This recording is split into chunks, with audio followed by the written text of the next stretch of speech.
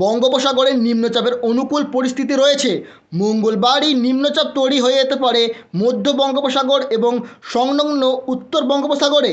এর ফলে সমুদ্রে ঝড়ো হাওয়া বইবে বলে জানালো আলিপুর আবহাওয়া দপ্তর।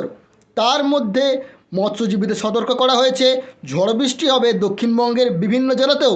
হাওয়া অফিস জানিয়েছে, মধ্য এবং তৎসংলগ্ন উত্তর বঙ্গোপসাগরে 28 মে বুধবার থেকে ঝড়ো হাওয়া বইবে। হাওয়ার বেগ থাকতে পারে ঘন্টায় 35 থেকে 45 কিলোমিটার।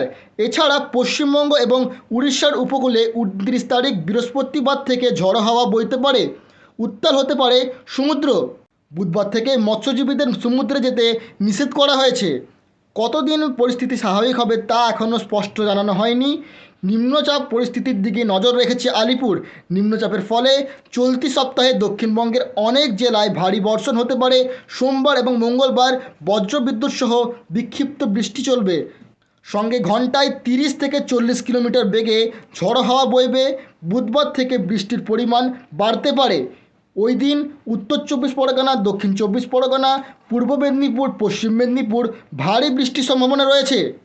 বৃহস্পতিবার মুষলধারে বৃষ্টি হতে পারে কলকাতাতেও।